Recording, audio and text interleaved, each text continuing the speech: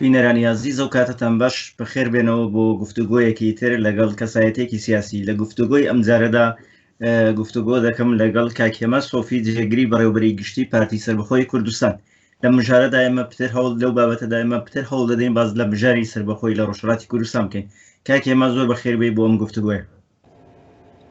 بە ناوی کوردستانی گەورە سڵاو و ڕێزم هەیە بۆ هەموو بینەران و سەرناوی خۆشەویست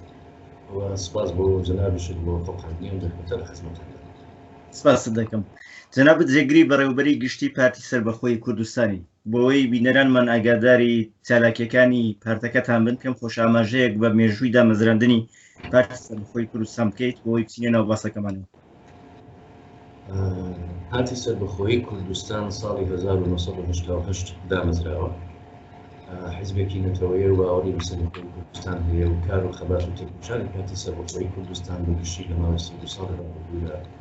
دەتوانم بەسەر دوو خاڵدا دابەچین. یەکەم کارکردنە بۆ بنەماکیەکان بە ڕەنەسانس وەرگرتن لە کۆماری کوردستان بە پێشی سربەخۆیی بۆ هەموو بەشەکانی کوردستان و بە تایبەتی بۆ ڕۆژهەڵاتی کوردستان چۆن ڕۆژهەڵاتی ئێمە ڕۆژهەڵاتی کوردستان پێگەی جۆگرافیای خۆمان. خاڵی دووەمیشی کارکردنە بۆ لێک نزیکردنەوە و سوزانم بەردەبازێک یا پاسەنگێک بێ لە نێوان هێزەکانی ڕۆژهەڵاتی کوردستاندا بە تایبەتی بۆ ئەوەی دەزانێتوانە لە ژێوەی چێتردا لە بەرەیەکدا ئیختلاف بدای هەچە ڕێککەوتنێکی گەشتگیردا یەکتر کۆبکەینەوە لە ڕابردووشدا و لە ئێستاشدا بەجددی ئەمە بەرنامەی کاری پارتی سربەخۆیی کوردستانە کە لەم دوو بابەتەوە بە تایبەتی بوو یەکریزی ناوماڵی کورد حولەکانی کۆی سەرکردوێتەوە. زۆر باشە. پارتی سربەخۆیی کوردستان پتر بۆ ڕۆژهەڵاتی کوردستان کار دەکەوە لە بەرنامە و پەیڕۆ و پرۆگرامی خۆشی داهاتووە کە پارتێکە سەر بە ڕۆژهەڵاتی کوردستان. بۆچی تا ئێشتا بەو شێوەی ئەو تۆ کە وەکو حیزبەکانی دیکەن کار و چالاکی نەبیدراوە و تەنیا هەندێک جار نەبێت کە بەیاننامەمان لێدیەوە وەکو پارتێکی ئەکتیڤ و هەڵسوڕا و بۆ ڕۆژهەڵاتی کوردستان دەرنەکەوتەوە؟ خۆی لە ڕاستیدا بتوێت کار جەماڵ کۆمەڵێک هۆکاری هەبوو. یەک لە هۆکارەکەم خودی ناوی حیزبەکە بووە. ناوی حیزبەکە پارتی سربەخۆیی کوردستان خۆت دەزانی بەرە چاکردنی هەندێک مۆزوعات و بابەت بەتایبەت لە باشووری کوردستان ئەم ئیمکاناتە لە ڕابردوودا باسیستانەکە لە ڕابردوودا نەبووە کە پارتی سربەخۆیی کوردستان بتوانێت بە قەڕەوەی یاردەکەوانگە بکاتەوە بۆی کە بتوانێت دەنگی پەروژووی خەڵک بێت. و لەلایەکی دیکەشەوە پارتی سربەخۆیی کوردستان بەهۆی ئەوەی کە زۆری ئەندامانی ڕێبەری ئەم حیزبە لە ئەوروپا دەژی و لە کوردستان بە شێوەیەکی فیزیکی حەزوریان نەبووە کە کوردستان ئاسانە بەوەستی باشووری کوردستان لە ڕابردوودا نەکراوە کە وەک پێویست حەول بدرێ ئەو پرسیارێک کە جەنابەت فەرمووت حەولی بۆ بدرێ بۆ بتوانێت دەنگی خۆی یا پەیامی خۆی یا بیرروباوەڕەکەی خۆی بەجێی کۆمەڵانی خەڵکی ڕۆژهەڵاتی کوردستاندا بگەێنێت. بەڵام بەخۆشیەوە ئێستا تقریباً ماوەی حەوت کەژمانگی کە زۆر شێوازێکی باش و شێوازێکی باش سەلاکیەکانی لە ئاستی پەیوەندیەکاندا لەگەڵ ئازادی هەژاپاسی کوردستان لە باشووری کوردستان دەست پێ کردووە. سەردان هەیە، دیدار هەیە و حەوت دەدەین کە ڕاگەیاندنێکی بەهێزمان دەبێت بۆی بتوانێت زۆرینەی دەنگمان بەژووری زۆرینەی خەڵکی ڕۆژهەڵاتی کوردستان بکات و بۆ مەبەستانە کار دەکەین. ئێوە سەرڕاوەیە کە جێگری بەڕێوەبەری گشتی پارتی سربەخۆیی کوردستانن لە هەمان کاتدا نوێنەری ئەو پارتەشن لە باشووری کوردستان. ئەگەر ئاماژەیەک بە پەیوەندەکانی خۆتان لەگەڵ پارتەکانی ڕۆژهەڵاتی کوردستان بکەن، پەیوەندیتان لەگەڵ پارتەکانی ڕۆژهەڵاتی کوردستان چۆنە و لە چ ئاستێکدایە؟ لە ڕاستیدا کاک جەماڵ ئێمە سربەخۆیی کوردستان و کێزێکی نەتەوەیە کە باوەڕمان بە سربەخۆیی کوردستان هەیە کێشەمان لەگەڵ هیچ حیزب و لایەنێکی سیاسی ڕۆژهەڵاتی کوردستان نییە و ڕێز و حورمەتمان بە خەبات و تێکۆشانی هەموو حیزبەکانی ڕۆژهەڵاتی کوردستان هەیە. هەموو برای ئێمە، کەسی ئێمە، هاخوێنی ئێمە، هاوڵاتی و هاوشاری ئێمە هیچ کێشە ململانەیەک دەبین ئێمەلانیە لە ئاستی حیزبیدا وەک خاڵەکانی پارتی سربەخۆیی کوردستان کە حیزبێکی سربەخۆیی خوازە لەوانی ئەحزابی دیکە فدرالیزم خوازن یا بەرحاڵ شێوازێکیان لە ڕێکارەکانی خەبات هەڵبژاردنێ. ئێمە هیچ کێشێکمان لەگەڵ ئەحزاب نییە. پەیوەندیەکانمان تا ئەم دەکەوتن زۆر باش بووە. حەول و تەخەداشمان هەر ئەوەیە کە پەیوەندەکانمان ئاسەدا ڕابگرین بۆ تێگەیشتن لە چل ساڵی ڕابردوودا سەرەڕای حیزبەکانی تر وەکو کۆمەڵ و دیموکرات کۆمەڵێک حیزبی دیکەش بۆ ڕۆژهەڵاتی کوردستان دروست بوون کە هەڵگری بیر و باوەڕی سربەخۆین بۆ ڕۆژهەڵاتی کوردستان پەیوەندیتان لەگەڵ حیزبە سربەخۆی خوازەکانی ڕۆژهەڵات چۆنە؟ لە ڕاستیدا لەسەر ئەمری واقع تەنیا هاوبیرانی ڕێن هاوڕێیانی پارتی ئازادی کوردستان کە بیری سربەخۆی خوازیان ڕۆژەکەی هەڵگرتووە کار و خەبات و تێکۆشانیان هەیە بەڵام بۆ حاڵش ئێمە چاو لە قەبارە ناکەین هەر حیزبی و لایەنێکی سیاسی لە ڕۆژهەڵاتی کوردستان هەنگاوێکی پۆزیتیڤ هەنگاوێکی باش هەڵێنێ بۆ لە پێناو ڕزگاری ملەتەکەمان لە پێناو لێکنزیکردنەوەی هێز و لایەنەکانی ڕۆژهەڵاتی کوردستان لە پێناو ئەوەی کە میلەتی ئێمە گەلی ئێمە چەند ساڵی ڕابردوو بە درێژایی مێژوو و بە تایبەتی لە دوایی هاتەسەرەکانی ڕژیمی کۆماری ئیسلامی ئێران خۆتان ئاگادار میکات گەلی کورد ڕۆژهەڵاتی کوردستان چبازی کورسی تام دەپێش قسە دەکەین پێکەوە داوە بۆ ئێمە زۆر وەک پارتی سەربەخۆیی کوردستان دووارە دەگەڕێمەوە بۆ سەر وەسڵە ئێمە کێشەمان لەگەڵ هیچ حەزب لایەنێک نییە بەڵام ئەم حەزب لایەنانەش کۆمەڵێک پرەنسیپی ئوسولی سیاسی هەیە لەسەر بنەمای تعریفی جێگە و پێگەی حیزبێکی سیاسی کە ئەمانیان تێدا بەمە هیچ کەشێکمان پەیوەندێکی باشمان لەگەڵ زۆر باشە پێم خۆشە باز لەوە بکەین کە بابەتی سربەخۆیی چەند گرینگە بۆ ڕۆژهەڵاتی کوردستان چونکە دەبینین پارتی ئازادی کوردستان هەیە پارتی سربەخۆیی کوردستان هەیە پارتی سەربەستی کوردستان هەیە یەک دوو بزوتنەوە لە بەناوی سربەخۆیی بۆ ڕۆژهەڵاتی کوردستان دروست بوون بزوتنەوەی نەتەوەی کوردستان و بزوتنەوەی سربەخۆی و خوازانی کوردستان هەموو ئەو هەوڵانە بۆ ئەوەیە کە لە داهاتوودا ڕۆژهەڵاتی کوردستان بەرەو سربەخۆیی بچێ لە کاتێکدا ئێمە دەبینین کۆمەڵە و دیموکراتەکان داوای فدرالی بۆ ڕۆژهەڵاتی کوردستان دەکەن پێتان وایە پرسی سربەخۆیی لەو مەقتەعی ئێستێدا بۆ داهاتووش پرسێکی گرنگ بێەوە کاری بۆ بکرێت بۆی ڕۆژهەڵاتی کوردستان وەکو حکوومەتێکی سربەخۆ کاری سیاسی خۆی کات کاک زمان ئەمان ئەگەر دەرفەتە بێ پێویستە تۆزێک گەڕینەوە بۆ دواوەتر یعنی تۆزێک بەدەواوەتە مێژوویەکان لە ڕۆژهەڵاتی کوردستان نانێکم لە 120 ساڵی پێشەوە لە شۆڕشی جەنابی سنکۆی نەمرەوە حزبی ناسیۆنالیستی و بیرۆکەی نەتەوەی لە ڕۆژهەڵاتی کوردستان سەری هەڵداوە بۆتە گونگێنەوە و چەخماخەیە بڵێن بۆتە ژیلەمۆی بیرۆڕاو هزری نەتەوەی لە هەموو کوردستانی گەورە بۆ دواتر دەبینی لە دوای تێشکان یا لە دوای ترۆرکردنی سنکۆی نەمر لە شاری شمەڵەدایان ڕژمی پاشایەتیەوە ئەم بیرۆکەیە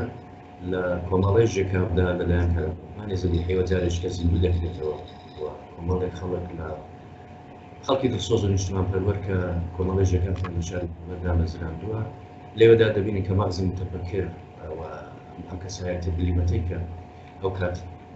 لە ڕاستی کۆماری لە ڕاستی کۆمەڵی ژێکابدا وە کاک عەبدوڕەحمانی زەبیحی بەس شێوازی کاری زیندووترین بەڵگا پەیمانی داڵانپەڕە لەبێنی هەرسێک بەشێکی کوردستاندا نوێنەرانی هەرسێدا بەشی کوردستان تێدا بەشدار بوون و ئەم پەیماننامەیان پێکڕۆبن ئیمزا کردووە لەسەری ڕێککرد لە دوای ئەوە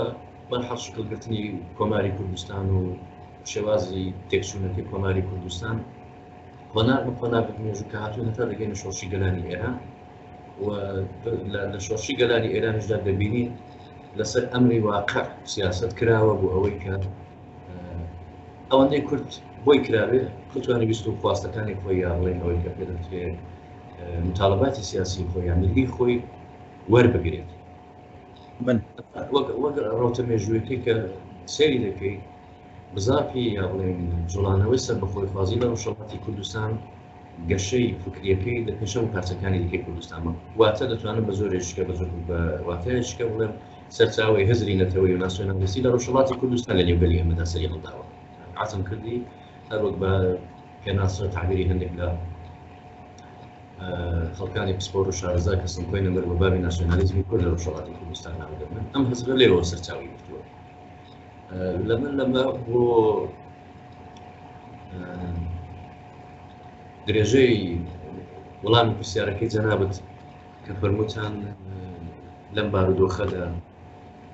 کۆمەڵێک حزبی سیاسی لە ڕۆژهەڵاتی کوردستاندا لە چەند ساڵی ڕابردوودا خەباتیان کردوتە ئەوکردن ئەم دەقێش و بە دروشم و ڕێبازی جیاواز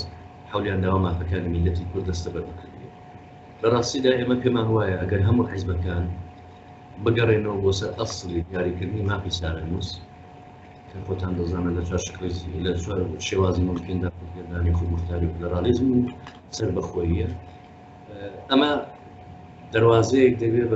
بۆ لێک تێگەیشتن و بەستنی کێشە و ناکۆکیەکان بۆ نمونە لەوانەیە کەسێکی پرسێ بۆ لە کاکەی ئێوە حیزبێکی سەربەخۆیی خواست کە باوەتان بە سەربەخۆیی کوردستان هەیە لەگەڵ حیزبێک کە باوەڕی بە فدرالیزم هەیە لە چوارچێوەی ئێراندا چۆن دەتوانن بگەنە تەفاهمی سیاسی بۆیە ئێمە دەگەڕێنەوە بۆ سەر ئەسڵی مافی دیاریکردنی سارەنووس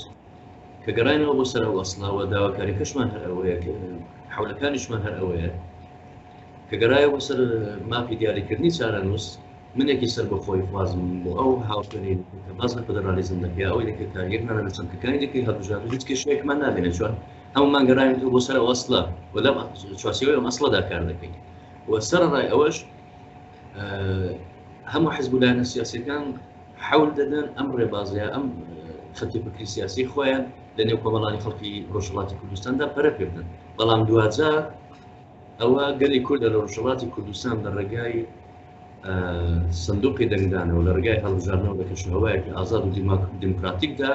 خۆی سارەنووسی خۆی دیاری دەکات سەربەخۆیەکەی دەوێت یا فدرالیزمی دەوێت یا لەگەڵ ئێران دەمێنێتەوە بۆیە لەسەر ئەم بابەتانە ئێمە پارتی سەربەخۆی کوردستان ئەمەش بەلەمپەر نەئازانی بۆ کارکردنی پێکەوە لەگەڵ ئەحزابی ڕۆژهەڵاتی پاسەد لە بابەتی پرسی دیاریکردنی چارەنووس کرد ئەم بابەتە بابەتێکی زۆر گرینگە کە دەکرێت هەموو حیزبەکان لەسەری هاوڕا بن بەڵام دەبینین لە دوای شۆڕشی گەلانی ئێران کۆمەڵە و دیموکرات زۆر بایەخیان بۆ بابەتە نەداوە پتر داوای بابەتێکی تریان کرد کە خودمختاری بۆ ڕۆژهەڵاتی کوردستان بوو لە دوای 40 ساڵ کە ئێسێ کۆمەڵە و دیموکراتەکان دابەشبوون بەسەر چەند لایەندا و داوای فدرالیزم بۆ ئێران و بۆ ڕۆژهەڵاتی کوردستان دەکەن ئایا ناتوانن لەگەڵ پارتە سەربەخۆی خوازەکانی ڕۆژهەڵاتی کوردستان لەسەر پرسی دیاریکردنی چارەنووس بگەنە خاڵێکی هاوبەش خۆی لە ڕاستیدا کاک جەمال با من بجێی هاوخێنانی حیزبی دیموکرات و کۆمەڵە جواب نەدەمەوە پرسیارە دروستەکەی وابێ ئاراستەی خۆیان بکرێت بەڵام ئەوەی کە لە پرسیارەکەی جەناب دەم و خاڵی جەوهەری ئاماژەی بکەن ئەوەیە کە بارودۆخی ئەو کاتی یا بڵێن کاتێککە شۆڕشی گەلانی ئێران کراوەڵحاق چەمکی خودمختاری هەڵبژێردراوە یەک لە چەمکەکان یا بڵێن لە شێوازەکانی مافی دیاریکردنی سارەنووس بووە بەڵام ئەوەی بەلای ئێمە ئێستا لە بارودۆخەداگرینیان نابێت ئەم شتانە ببنە کۆست بۆ ڕێگر بۆ جیاوازی و بۆ دوورکردنەوەی زیاتر لە جارانی ئەحزابی ڕۆژهەڵاتی لێبتر بەواتایەکی دیکە بۆیە من باسی مافی دیاریکردنی چارەنووسم کرد ئەم مافی دیاریکردنی چارەنووس ئێمە بە هەند وەک بنەماوەری بگرین هەموو حیزبەکانی ڕۆژهەڵاتی کوردستان و هەر کەسێک کە سەربەخۆی خوازە فدرالیزم خوازە خودمختاری خوازە لەم چارچێوەیەدا خۆی دەبینێتەوە ئەمە دەتوانێت بێتە خاڵێکی هاوبەش بۆ کارپێکەوەکردن بۆ تەفاهم بۆ لێکتێگەیشتن و لێک نزیکبوونەوەی هەرچێتی ئەحزابی ڕۆژهەڵاتی لەلایەکی کەش ئێمە وەک پارتی سەربەخۆیی کوردستان باوەڕمان بە وڵاتی جەعلی ئێران نییە ئەم وڵاتە وڵاتێکی جەعلی دەستکردە بە زەبری گولە و خوێن خۆی بەسەر نەتەوە بەندستەکانی دیکەدا سەپاندووە پێمان وایە کوردستان وڵاتێکی داگیرکراوە ڕۆژهەڵاتی کوردستان بە بەشەکانی دیکەی کوردستانیشەوە بەڵام بۆیە زیاتر باسی ڕۆژهەڵات دەکەین چون مەبحثی جوغرافیاکەی ئێمە یا ڕووی خەباتی ئێمە لەوێ ڕۆژهەڵاتی کوردستان داگیرکراوە و ئێمە پارتی سەربەخۆی کوردستان کار دەکەین بۆ ڕزگارکردنی ئەم پارچەیە یا ئەم بەشەی کوردستان لە بەندەستی وڵاتێکی جەعلی بە ناوی ئێراندا و بە دڵنیاییەوە لەوانەیە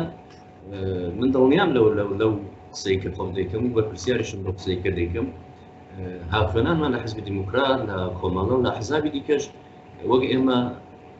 بە پەرۆشن بۆ چارەنووسی میلەتەکەمان بەڵام ئیترەمە قەراراتی سیاسی حیزبەکەی خۆیان لەبەرانی جەریانیاتی سیاسی خەتی فکری و ڕێبازی سیاسی خۆیان دیاری دەکەن بۆیە ئەم مافی دیاریکردنی سارەنووسە لای ئێمە زۆر گرینگە ئێمە بە هەندمان وەرگرتووە پێمان باشە ئەم لەم ڕێگایشەوە داوا لە هەموو حیزبەکانی ڕۆژهەڵاتی کوردستان دەکەین بەبێ پەراوێز خستن و بەبێ خۆپەرستکردن ڕۆحی برایەتی و نەتەوەیمان هەبێ یەکتر قبوڵ بکەین و بگەڕێنەوە بۆ ئەو بنەمایانەی کە دەتوانن یەکمان نزیک بکەنەوە دەتوانن ببنە هۆکارێک بۆ دروستکردنی بەرەیەگا ئیتلافێکی سەرتاسەری لە ڕۆژهەڵاتی کوردستان لەبینی هەموو ئەحزاب و زەریاناتی سیاسی ناوەندێکی هاوکاری بۆ حیزبەکانی ڕۆژهەڵاتی کوردستان لەلایەن کۆمەڵە و دیموکراتەکانەوە ڕاگەیەندراوە کە پێشتر سازمانی خەباتیشان لەگەڵ بوو بەڵام سازمانی خەبات لەو ناوەندە هاتوۆتە دەرەوە. ئێوە وەکو پارتی سەربەخۆی کوردستان چه هەڵسەنگاندنێکتان بۆ ئەو ناوەندە هەیە و چۆن لە کارەکانی دەڕوانن؟ خۆی لە ڕاستیدا کاک زەمال لە مێش ساڵ و باز لە بەرەی کوردستانی دەکەدرا، ینی تا 6 ساڵەوە پێشەژی تر ئەما بە تاوەندە مەلبوس و چۆن بە جۆرە جۆرەکان هەر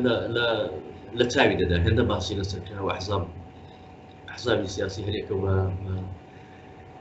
بە تەنیا و بە لێدوانەکان و وتارەکان و مساحبەکاندا باسان کە دەکرد ئاماژیان دەکرد. ئێمە وەک پارتی سەربەخۆی کوردستان دروستبوونی ناوەندی هاوکاری ئەم گەزانی ڕۆژهەڵاتی کوردستان کە دیارە ناوەکەی ڕۆژهەڵات نییە، ناوەندی هاوکاری حزبەکانی کوردستانی ئێرانە، بەڵام ئێمە هەر ڕۆژهەڵات ناوی دەبێت. لای ئێمە هەنگاوێکی گرنگە و پۆزیتیڤە، وقد ئەوە ناتوانینەوە کە ئێمە تێدانین یا حزبی دیکەی تێدانین یا لایەنێکی دیکەی تێدانین حتمەن دەبێت ئەو ناوەندە بچێتە ژێر پرسیارەوە. بەڵام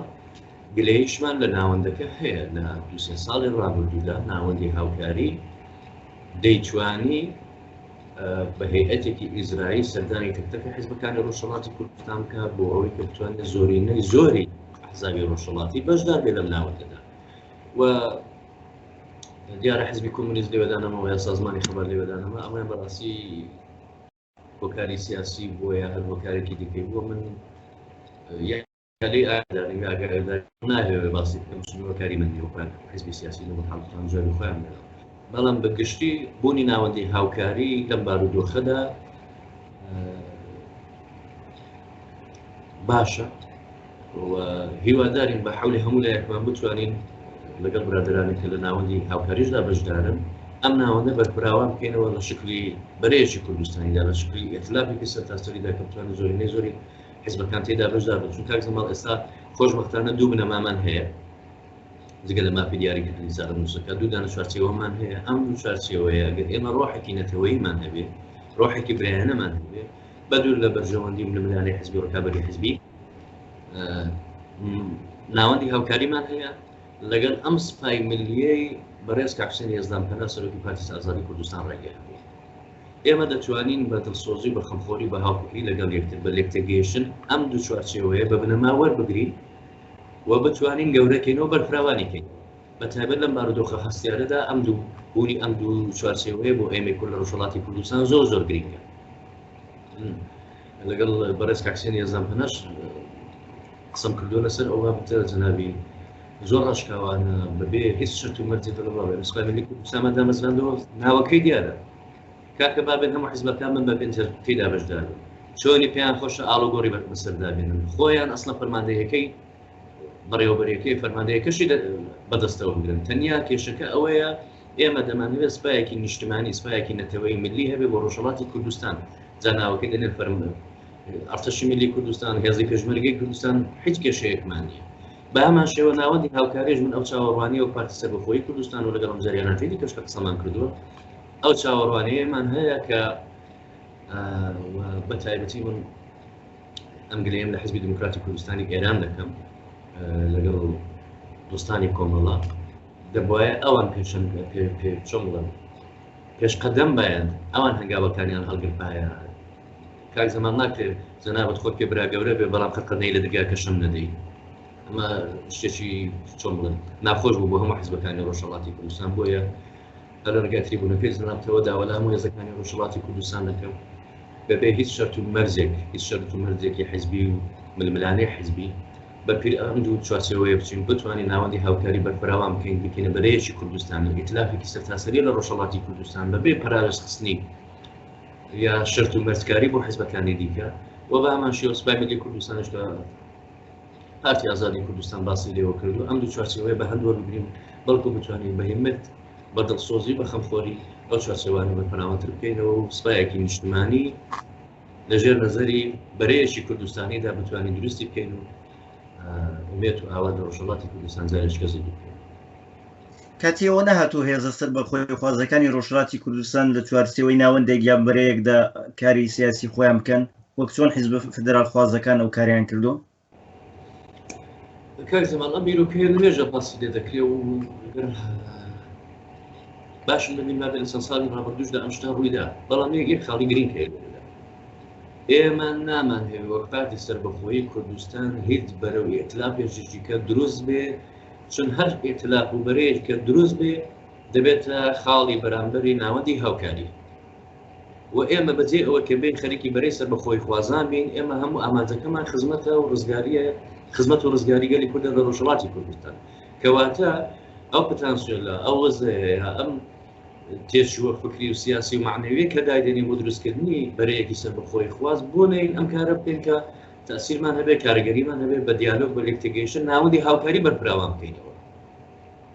ئێمە باز لە بەرەی کوردستانی دەکەین دەمان هەبێت ئێتلافێکی سەرتاسەری بە زۆرینەی زۆری حیزبەکان کە تێدا بەشدارن لە ڕۆژهەڵاتی کوردستان دروست بکەین کەواتە بوونی بەرەیەکی سەر بەخۆی خوازی ببێتە نقطە مقابلی یا خاڵی بەرامبەری ناوەندی هاوکاری ئەم سەر بەخۆی خواز و ئەم فدرالیزم ئەمە بە شتێکی گونجاوی نابینین بەڵام ئێوە باوەڕتان بە وڵاتێکی بەناوی ئێران نییە پارتی ئازادی کوردستان هیچ جم و جۆڵ و چالاکیەکی بۆ گۆڕینی ڕژیمی ئێران نییە و کار بۆ داهاتوی ڕۆژهەڵاتی کوردستان دەکات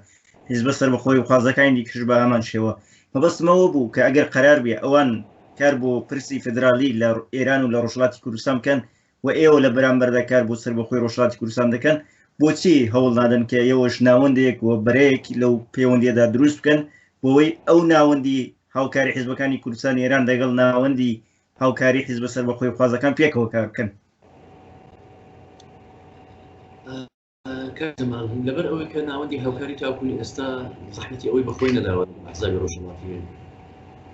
ئەوانی کە لە چوارچەوەی ناوەندانین دیالۆگ بکەن سەردان بکەن ئەمانە ڕاکێشن و پێمان وایە ئەگەر بەرەی سەر بەخۆی خوازانی ژنج بێ بە هەمان شێوە لەوانەیە هەمان سناریۆیە هەمانش دووبارە بێتەوە نەتوانین بکەینە خاڵی ڕێکەوتنی خاڵی اشتراک بۆی کە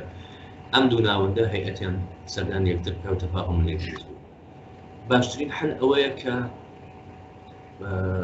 ئێمە ئەم حیزبانەی لە دەروی ناوەندی هاوکاری کار بکەین بە دیالۆگ بە لێکتێگەیشتن بە تەفهیمکردنی ئەم چەمکانەیە ئەم خەتی فکریانەی کە وازەح نین ڕۆن نین ئەمانە بۆ یەکتر ڕۆن بکەینەوە لێکتر حاڵی بن لێکتر تێ بگەین کار بکردێ بۆ بەرپراوانکردنەوەی ناوەندەکە من حەزم کردی لە سەرەتای قسەکانمدا کە ئاماژەم بەوە کرد بگەڕێنەوە بۆ ئەسلی مافی دیاریکردنی چارەنووس ئەلێرەدایم ئەسلی مافی دیاریکردنی چارەنووس کە دەڵم بگەڕێنەوە بۆ سەر ئەو بنەمایە کێشەکانمان کەم دەکاتەوە لەبەر ئەم شانێکە عازم دەکەم بۆ سەر بەخۆی خواز و فدرالیزم خواز و ئەوانی کەشەم بوو لە چوارچێوەی مافی دیاریکردنی چارەنووسدا کەواتە باشترین حل وەک ئێمە و پارتی سەر بەخۆی کوردستان چون بەرەی سەر بەخۆی خوازان ئەزمونێکیش کەس خواردووە دروستیش بوو نەژمان بۆیە باشترین حل ئەوەی بە هەموو لایەکمان حەول بدەین تەخەلا بدەین ناوەندی هاوکاری بەرپراوان بێتەوە حیزبەکان تێدا بکات پێشنیارێکتان هەیە بۆەوەی ئەو ناوەندە بەرپراوان بکرێتەوە پێش هەموو شتێک ئێمە دەبێ لێک تێبگەین پێش هەموو شتێک لێکتێگەیشن دیالۆگ و تەفاهمە دوای ئەوە چوارچێوەیەک دیاری بکرد لێ منێکی سەر بەخۆی خواز سنوورەکانی خۆم بزانم و ئەو دۆستانێک کە فدرالیزمشیان دەوێت ئەوانی سنوورەکانی خۆیان بزانم سنووری سیاسی دەڵێم بۆی کە خۆی نەکردە ئستکاکێک دروست نەبێ ئاڵۆزێک دواتر دروست نەبێت لە ناوەندەکەدا ئەگەر قەراوە بۆ حیزبانە هەمووش پێکەوە کار بکردێ ئەوەی کە ڕۆن وازەحە هەمومان باوەڕمان بە ڕوخانی ئەم ڕژیمە هەیە هەمومان باوەڕمان بە ئازادی میلەتی کورتی لە ڕۆژهەڵاتی کوردستان هەمومان باوەڕمان بە مافی ژنان هەیە لاوان هەیە بە ژینگە هەیە بە پڵان هەیە یعنی زەنار کاری زەمانەگە بینی لێکی بدێەوە لە حەقیقەتدا ئەگەر ڕازگۆ بین لەگەڵ میلەتی خۆمان خاڵی هاوبەشمان زیاتر لە خاڵی ناکۆت ئەمە بە مێژووی دەڵێمەوە بە هەموو میلەتی کورد لە ڕۆژهەڵاتی کوردستان لەم تریبونەی کاک زەماڵی نەزاریەوە من پێیان دەڵێم خەڵکی ڕۆژهەڵاتی کوردستان ئەحزابی ڕۆژهەڵاتی خاڵی هاوبەشیان زیاتر تا خاڵە ناکۆکەکانیان بەڵام بەداخێکی گرانەوە لەبەر ئەوەی کە عەقڵیەتی نەتەوەیی هزری نەتەوەی لەنێو ئەحزابدا بەسەر عەقڵیەت و سیاسەت و بەرژەوەندی حیزبیدا هێشتا زاڵ نەبووە ناگەینە ڕێکەوت لەنا هەروەک ئاماژەم پێکرد خاڵی هاوبەشمان یەکجار زۆرترە بۆ ئەوەی کە کار بکەین تا خاڵی ناکۆکمان هەبێ و کار نەکەین پێ واتە تۆ پێ دوایە بەرژەوەندی و ڕوانگەکان حیزبین بێگومان بۆ ئەو بەرژەوەندی بنەم ئەو ڕوانگانە ئەو بەرژەوەندیانە هەتاوکەنێ ئاستەکەی ئاراستەکەی نەگۆڕدرێت نەتەوەی نەبێ بەدایان ساڵی دیکە شەڕ دۆخە دەبێت کە ئێستا من و جەنابەت دەبین و خەڵکی کوردی ڕخنەی گەورەش دێتەوە سەر کۆمەڵەکان و دیموکراتەکان وەکو دوولایانی سەرەکی ڕۆژهەڵاتی کوردستان کە نەیانتوانیوە ئەو ڕوانگانە بگۆڕن و حیزبەکانی دیکەش بەشداری سیاسیان پێ بکرێت لە ناوەندەکەیاندا لە ڕاستیدا کاک زەماڵ رخنە هەیە گلەیشێ گازەندەشێ وەک ناوەندی هاوکاری بڵێ یا هەر بەدەر لە چوارچەوەی ناوەندی هاوکاریش دیارە حزبی دموکراتی کوردستانی ئێران و کۆمەڵە ئەمە دوو حزبی خاوەن مێژوو پێگەی زەماوەری لە ڕۆژهەڵاتی کوردستان و بەداخەوە بە کۆمەڵێک هۆکاری دیکەکرد و ترازان و شعبات و مەشتانە ڕوویدا و نابێت سەر ئەو باسانە ئەوەی ئێستا و کوردی گرنگەم بە زمانێکی سادە و ساکار من عەزیز جەنابەت میلەتی کوردی کاک زەماوەژیان جەنابەت کە براگەورەی سەر و سەرچاوە من جەنابەتمە براگەورە قبوڵە بەرمەوەرە لە دریاکەم بدە براگەورەی خۆ خەراوە ناکرێ هەر بڵێ بڵێ براگەورەی حزبی دیموکرات کۆمەڵە مێژووتان هەیە سەر و سەرچاو شەهیدتان هەیە هەمومان دەزانین ڕێژە حرمەت بۆ گەڵپێن هەموو شەهیدانی ڕێگا ڕزگاری کوردستان ئەزمونتان هەیە هێستان هەیە پێگەی جەماوەریتان هەیە ئەم حیزبانی دیکەش بە هەماشەوە ئەزمونیان هەیە پێگەی جەماوەری ئەگەر حیزبێک ئەمڕۆدا بمەزرێ بۆ ڕۆژهەڵاتی کوردستان دەبێت بەشداری سیاسی پێ بکرێت بێگومان کاک جەماڵ ئەمە خاڵێکی زۆر گرنگە کە ئێمە باز لە ئازادی دەکەین باز لە دیموکراسی دەکەین بنەمای دیموکراسی پلۆرالیزمی سیاسیە پرسەش نییە ناکرێت هیچ هێزێک پەرایەز بخەندرێزەکارم وەنیە هێزە 100% و کەسە باز لە هێزە ئینسانیەکەی ناکەن ڕوانگەی ئێمە فکرەکانە خەتی فکر سیاسیەکانە ئەوە خوێندنەوەی بۆ دەکەین حزبێکی سیاسی دروست بکردێ بێگومان دەبێت بەشداری لە پرۆسە و لە کێشە و ململانەکاندا گۆڕەپانەکەدا دەبێت بەشداری پێ بکردێت تا ئێستا پارتی سەربەخۆی کوردستان بە شێوەی نووسراوە پێشنیارێکی یاراستەی ناوەندی هاوکاری کردووە ئێمە کاک جەماڵ لە 2 مانگ لەو پێش سەردانی ناوەندێکی استراتیژی و لێکۆڵینەوەمان کردو و لەوێ ئەم بابەتانی کە ئێستا لە خزمەت جەنابەتدا باسی کردین هەموومان باس کردووە تکام ئەوەیە ئەم وڵامی ئەم پرسیارە با دووکەوان بکەینەوە بمێنێتەوە تا مانگێک تکە بزانین ئەو ناوەندی استراتیژیە چی دەکا و چینەکە چون لەوێ کۆمەڵێک شتی باش کراوە کۆمەڵێک قسەی باش کراوە لەسەر ئەمانە ئێمە تفاهممان هەبووە کە ئەم شتانە بکردین ئینشاءالله هیوادارم کە جوابەکەی پۆزیتیڤ دەبێ ئێمە هەموو حولەکەمان بۆ ئەوەیە کە ئەم چوارچێوەیە بێتە بارەوە ئەو کاتی جارێک کە من لە خزمەتتان دەبووم و بەمەزجێنیەوە دێمە خزمەتتان بەڵام با ئێستا بالێک ئەم پرسیارە هیوادارم بەڵام پێشبینیەوە دەکەن کە حیزبەکانی ڕۆژهەڵاتی کوردستان فدراڵی خواز و سەربەخۆی خواز لە داهاتوودا لە بەرەیەکدا پێکەوە کار بکەن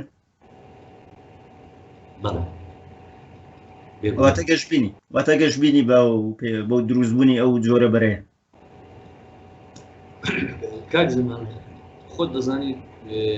کە مێژوش دەخوێنیەوە خوێناوێترین شەڕەکانی دنیا چارەکەی ئاخرەتی هەر دیالۆگە ئەمە دیالۆگە چارەسەری کێشەکان و ئێمە خۆیانە کردە خۆ لەگەڵ حەزابی ڕۆژهەڵاتی نەشەڕمان هەبووە نە دوژمنایەتیمان یعنی هیچ شتێکمان هەیە خۆ بە خۆ بەسم هەموو حیزبەکانە پێکەوە باز ڕابردن ناکەن ئێستا لەوەی لە حاڵی حازردا من هیچ کێشێکی ئەو تۆ نابینم کە ڕێگر بێ لە کارکردنی ئەمە حیزبەکانی ڕۆژهەڵاتی کوردستان پێکەوە و تەنانەت هەم گەشتبینین هەم حەولیشی بۆ دەدێت لە هەموو لایەکەوە ئێمە خۆمان و دۆستانی دیکەمان لە حەزابی دیکەدا حەولەتە خەلاکەمانەوەی کە ئەو ئاواتەیە ئەو هیوایە ئەم سیاسەتێکە کاری بۆ دەکەین و پێشی گەشتبینین بە زووتری کاتۆ دیکەیت پێت باشە بەر لە هەر گۆڕانکاریەک حیزبەکان هاودەنگ بن گۆڕانکاری مەبەست لە ئێران گۆڕانکاری لە ئێران خۆی کاک زەمان لە ڕاستیدا ئەمەش شتێکی زۆر گرینگە ئەچۆن بە دڵنیاییەوە لە نانی شێوەی واجبترە بۆ ئێمەی کورد کە حیزبەکان یەکدەنگ بن خۆزگا نەکرد بەرەی کوردستانی زۆر ڕێکاری دیکە بوو حیزبەکان دەیانتوانی لە ڕابردوودا حکوومەتێکی دیفاکتۆ دروستکە تەواو بکەین حیزبەکان دەیانتوانی پەرلەمانێکی تەراوگە دروستکە دەیانتوانی وەک حیزب سیاسەتیان لەگەڵ دنیای دەرەوە نەکردبایە لە ئاستی پەیوەندی دیپلۆماسیەکانیاندا دەیانتوانی وەک نوێنەری هەیئەتێکی ئیزرایی بە نوێنەرایەتی لە حەزابی ڕۆژهەڵاتی کوردستان بە یەک دەنگ بە یەک گوتاری نەتەوەی بێک سیاسەتی هەبر زۆر شت دەکرددا بەداخەوی ئێمە کاتمان زۆر لە کیسداوە لە ماوەی ڕابردوودا بەڵام هیوادارم لەمە بۆ قەدری کاتەکان بزانین و بێگومان لە هەموو شتێک زەرورتر یەکڕێزی کۆدەنگی سیاسی لە بینی حەزابی ڕۆژهەڵاتی کوردستاندا چون ئەم کۆدەنگی ئەگەر ئێستادا ڕێککەوتنی بۆ نەکردێ و پێک نەیە لە دوا ڕۆژی ڕۆژهەڵاتی کوردستاندا لەوانەیە ئاڵۆزی وایە ئەمەژت بە شتێکی گرنگ کرد ئەگەر قەرار بێ ئاڵوگۆڕەیەکی سیاسی لە ئێران ڕووبدا و حیزبەکان بۆ بارودۆخەی کە ئێستا تێدان بۆ پرشوو بڵاویە بگەڕێنەوە ڕۆژهەڵاتی کوردستان چ ڕوو دەدا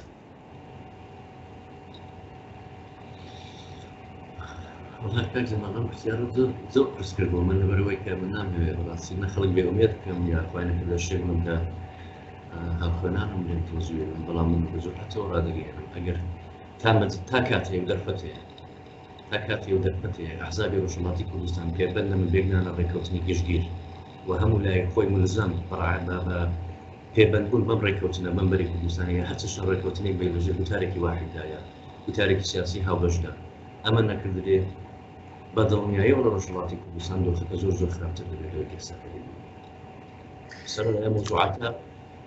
كومالك شيء كشيء إما نقول خلق صدق بابا بصراحة صدقني مثلا شغل بيجوز أنا بقصد كده أنا بوبريج رحت وهات راسي كم بخلق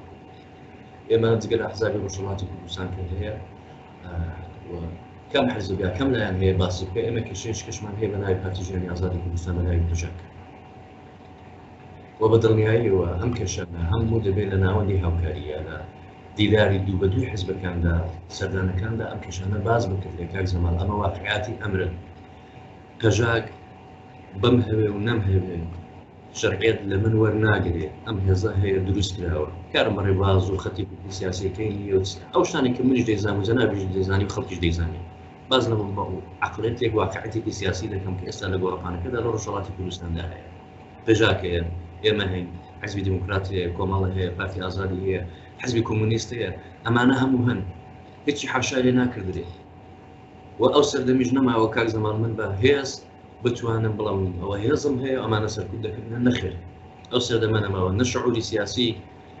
ملتي كل رجلاتي كردستان هالقري أو شيء قبولي ذاك به الشويش كتشون أظن كي طالمان هي بداخل ولا رابر بدا وشرب لا كوجاني كل رجلاتي كردستان ريبرياتي شورش جرو ديمقراط وكومالا وموضوعاتنا عند طالب كهر باسي عنا كانت أو رابر دوا أو أزمنة أو تزوية هم يدري بهند ورقي استبارو دو بوردراوة يد بوردراوة عقلية بوردراوة ناكريت هيزك هبيو قرابيز بخدرية ناكري حزب كبير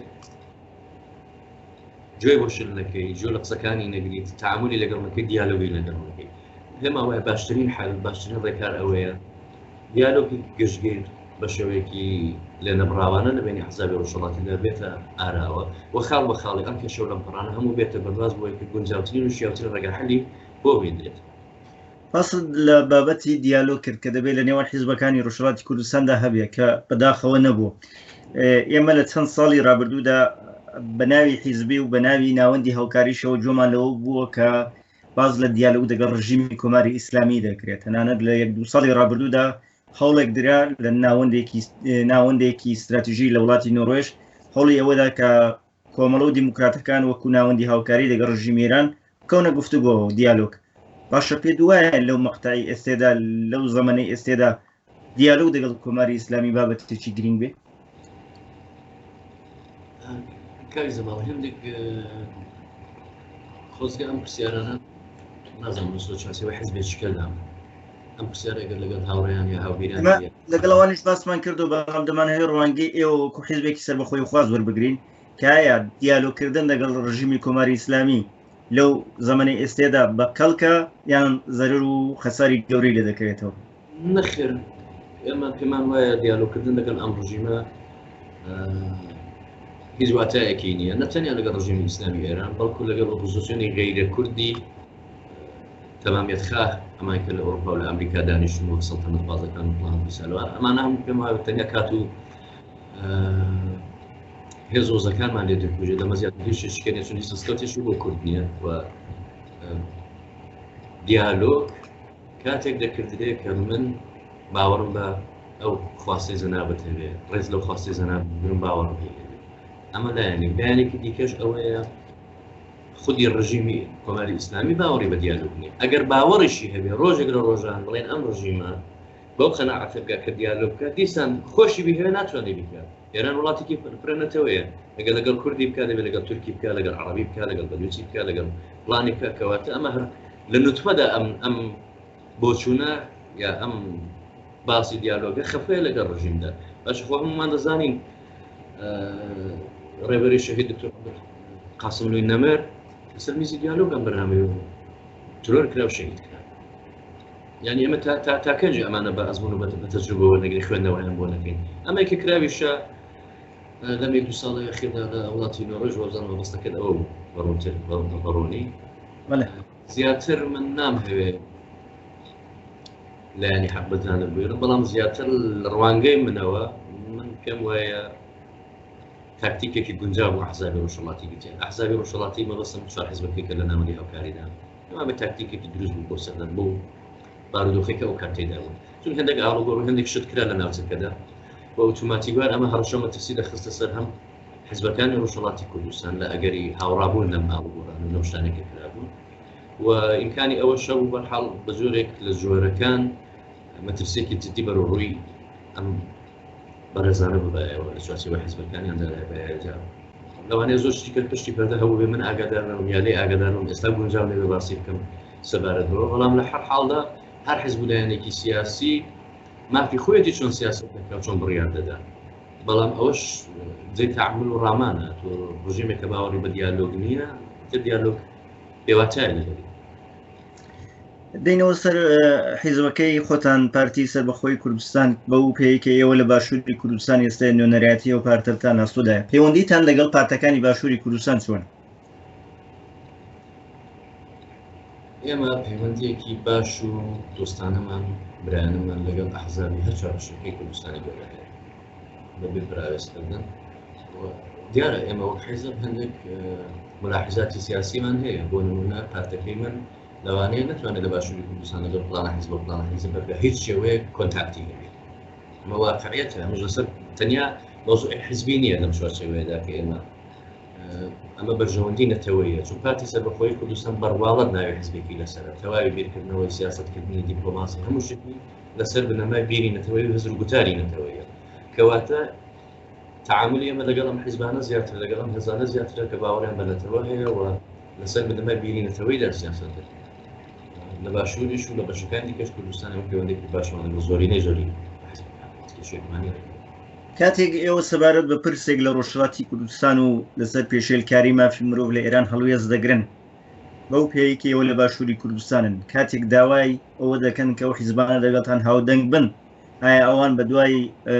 وەڵامی داواکاری ئەوە دەدەنەوە دەگەڵتان هاودەنگ دەبن یان بیانووی دیکە دێنەوە؟ کاک جەماڵ ئەمە بەڕاستی شتێکی زۆر تاڵ و ناخۆشە دەمەوێت پێشە شتێک ئەماژە بە شتێکی زۆر زۆر بین لە ماوەی دەپازە ڕۆژی ڕابردا شەپۆلی شاڵاوی دەستگیرکردن دەست بەسەرکردنی کچان و کوڕانی ئێمە لە ڕۆژهەڵاتی کوردستان زیاتر لە 75 وەڵامە گیراوە بەداخلشی گرانەوە نەماندی هیچ حیزبێک لە تایبەتی حیزبەکانی باشووری کوردستان هەڵوێز بگرێ بۆ خۆی بەیاننامەیەک دەرکایە تەنانەت خەڵکەکەشی ڕێپێوانێکی مەدەنی بکەم سنە پێش پەرلەمانمانێک بگرن تەحسونێک بکەن شتێک بکەن بەڵام من بۆ زیاتر چون باز لەوە حیزب ئەحزابی سیاسی دەکەن ئێمە وەک پارتی سەربەخۆی کوردستان حەولماندا بەیاننامەیەکی هاوبەش دیارە ڕووی ئەم قسەیان با پێشدا کەوانێک بکەمەوە لەگەڵ پارتی دیموکراتی کوردستان و یەکێتی نیشتیمانی کوردستان نیە چون ئەمان لە پرۆسەی حکوومەت و دەسەڵاتداریدا ڕەخنە و گلێگازندەکەمان شووری ئەم دوو حیزبە ناکات لەبەرەوەی کەمان وەک دەوڵەتێک بە پێی عورفی بینالمللی لەگەڵ ئێران تەعامل دەکات کەواتە ڕووی گلەیەکەمان نەم دوو حیزبە نیە کەمان حکوومەت و دەسەڵات لە باشووری کوردستان بەڵام داوامان کرد بەیاننامەیەکی هاوبەش دەربکردرێت لەسەر محکومکردنی ئەم شاڵاوی دەست بەسەرکردنی لاوانی ئێمە لە ڕۆژهەڵاتی کوردستاندا باوەڕم پێ کە جەماڵ هەم لە هەندێک حیزبی باشووری و هەندێکیش لە حیزبەکانی ڕۆژئاوایی کوردستان بەو پەڕی بێشەرمیە و ڕاستەخۆ تەلێفۆنیان بۆمە کردو دەڵێ کاکە ئێمە هەندێک ملاحظاتی سیاسیمان هەیە و پەیوەندیمان هەیە و ئەم لا ئەولا دەچین لەگەڵ کۆماری ئیسلامی ئێران بۆیش داوای لێبوردن دەکەین ناتوانین لەم بەیاننامەیەدا بەشداری یعنی لە سەدەی 21ەمدا دوای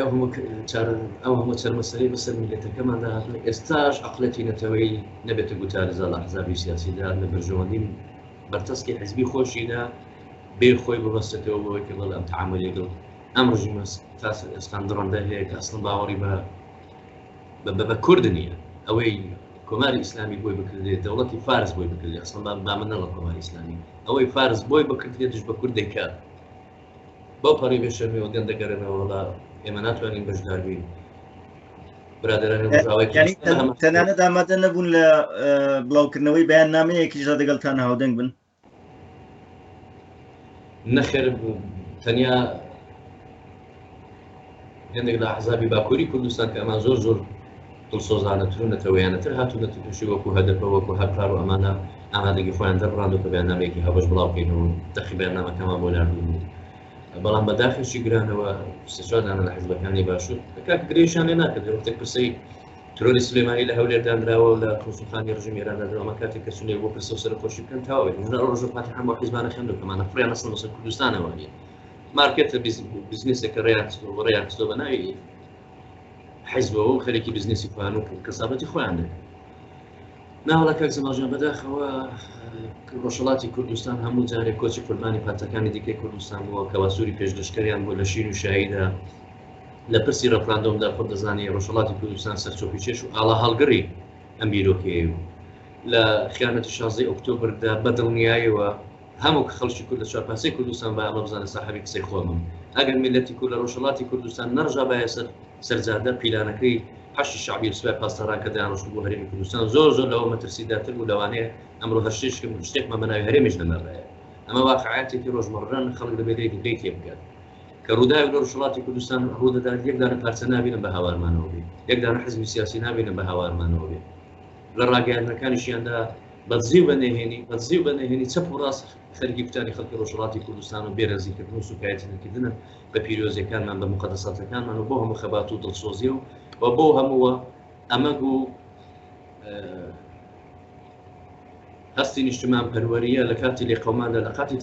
لە کاتی تنگانەشدا تاخە شوێنێکە باوەشی کردوتەوە بۆ براکانی خۆی بۆ خوشکبراکانی خۆی تەنیا ڕۆژهەڵاتی کوردستان بوو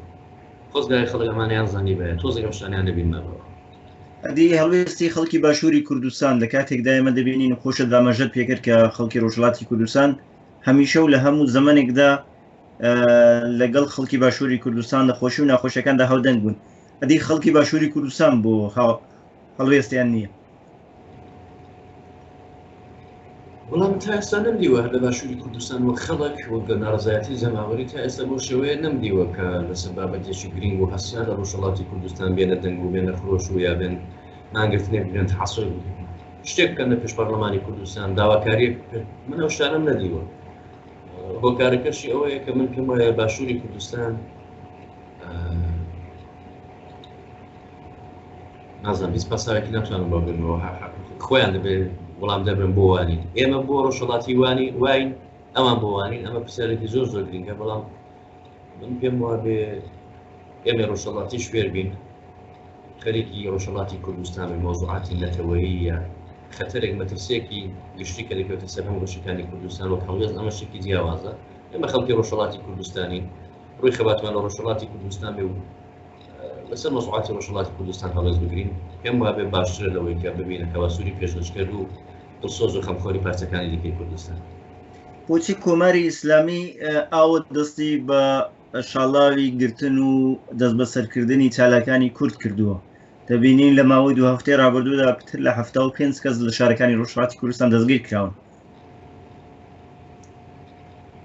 خۆ ئەمە شتێکی دیاردەیەکی نوێنی لەلایەن ڕژیمی ئیسلامی ئێرانەوە بەڵام لە چەند ساڵ 40 ساڵی ڕابردوودا بەم شێوازە کتوپڕ و بەم شاڵاوە خەڵک دەستگیرکردن نەتۆزێک بەلای ئێمەوە چۆن بڵێن گەڕان لە هۆکارەکانی زۆر گرنگتر بوو تاوەکو خودی ڕەوتەکەی ڕووداوەی هاتوۆتە ئاراوە حتا 5 کەس کە ژیراوە لە شارە جیاجیەکانی کوردستان و هەمووشی زۆربەی هەرە زۆری ئەوانەی کە ژیراون یا خوێندکار بوون لە زانکۆکان خوێندکاریان یا چالاکانی بۆرە جیاجیەکانی مەدەنی بوون لە کۆمەلگای ڕۆژهەڵاتی کوردستان من پێم وایە ڕژیم بە دوو هۆکارە پیشانە یەک ئەم مەترسێکە لەگەلی کوردی هەیە لە ڕۆژهەڵاتی کوردستان ئەوەی کە چاوترسێنی لاوانی ئێمە بکە چاوترسێنی خەڵکی ڕۆژهەڵاتی کوردستان بکە کە ئەکتیو لە من چالاکەن و دووش پێی وایە ڕژیم لەم ڕاوتی دەستگیرکردن و دەست بەسەرکردنی لاوان و کسانی ئێمە لە هەموو شارە زیادیەکان و تەنانەت لە زانکۆکانی تاران و پرێزیش خەڵکمان هەندێک ژیراوە بە جۆرێک لە جۆرەکان دەتوانێت هۆشدارێک بێ بۆ حیزبەکانی ڕۆژهەڵاتی کوردستان و بە دووریشی نازانم خودی ڕژیم ماوەیەک کە سناریۆی دەرکا بڵێ ئەوانەی گرتومانن هەموو ئەندامی حیزبەکان مەوزدین قەلاو کاریان لەگەڵ حیزبەکان کردووە ئاسانە بەرسەسدان لەم ڕژیمەدا بەرچەسب و ماڵ لەسەر خەڵکانەدانە خەڵکی بێتاوان بگرێت دوێژ بیان کاتە زیدی انقلاب وەستان کاتەوە بە حیزبەکانی وڵاتی کوردستاندا ئەوەی لە هەمووی بەلای منەوە زۆر زۆر گرنگترم هەم ڕژیم هەستی بە مەترسێکی زۆر زۆر جدی کردووە هۆکاری گرتنی ئەم خەڵکەش بەم شاڵاوە بەم فراوانیە ئەم چەند شتەوە کە عازم کردەوە زیاتر هیچ هۆکارێکیشکە نابێت. بۆچی وەکو حیزبەکانی ڕۆژهەڵاتی کوردستان پێکەوە بەیاننامە دەرناکەن بۆ پاڵپشتی لە خەڵک لە ناوخۆ بۆ وەڕێخرانی ناڕەزایەتی؟ کاک زەماڵ ئەوەش داوامان لە دوودانە لایەنی بەشدار لە ناوەندی هاوکاریدا کردووە. یەکیان جوابی داوەت و ئێمە لە ناوەندا کار دەکەین، بە چارچەوەی ناوەندا کار دەکەین و لێ بەیاننامەمان دەکردووە. ئەوی دیکەشیان تا دەقێت کە جەناب حەسەنەکە هێشتا وەڵامی نەژێراوەتەوە لەنا داوامان کرد بوو بەیاننامێکی هاوبەش ناکەین بەڵام بەداخەوە لە کۆتایی گفتوگۆکەمان نزیک دەبینەوە ئەگەر تێبینیەکە لەسەر کۆی گفتوگۆکە هەبێ یان قسەیەکتان هەبێ بۆ خەڵکی ڕۆژهەڵاتی کوردستان بابەتێکی گرنگ کە بتانەوێ باسی لێوە بکەن فەرموو. زۆر سپاس کاک زەماڵ. وەڵا بەرامبەر بە خەڵکی ڕۆژهەڵاتی کوردستان من زۆر خۆم لەوە بچووکتر دەبینم کە پەیامێکی ڕاستپەردەیەکی یارمەتارێکم هەبێ بۆ خەڵکی خۆم پێم وایە من هیوادار نازناوی